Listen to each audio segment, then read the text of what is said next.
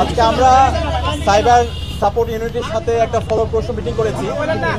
এর আগে অন্তর্বর্তীকালীন সরকারের প্রধান উপদেষ্টার স্বরাষ্ট্র বিষয়ক যিনি উপদেষ্টা এবং প্রধান উপদেষ্টার বিশেষ সহকারী খুদাবক্স স্যারের সাথে আমরা কথা বলেছি। একই সাথে ডিএমপি কমিশনের সাথে আমাদের একটি মিটিং হয়েছে এবং আজকে এখানে সাইবার সাপোর্ট ইউনিটে যারা দায়িত্ব আছে তাদেরকে আমরা লিখিতভাবে আমাদের অভিযোগগুলো দিয়েছি।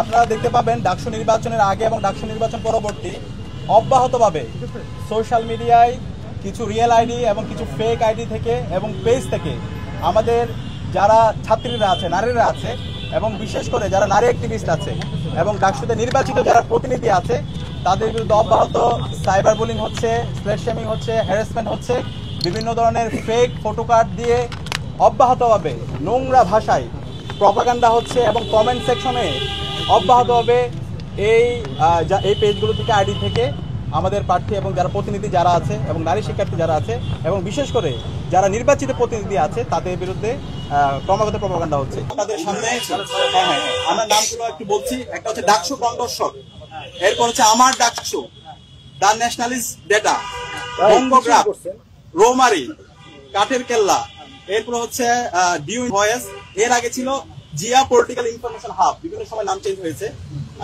এরপর হচ্ছে এআর কি, বটজিপিটি, এভাবে আরো অনেকগুলো। এরপর হচ্ছে অনেকগুলো রিয়েল আইডি যেগুলো থেকে অব্যাহতভাবে প্রপাগান্ডা হচ্ছে। এনামুল হক শান্ত, তার ভেরিফাইড আইডি আছে, আশিকুর রহমান, সাইফ আল মাহমুদ।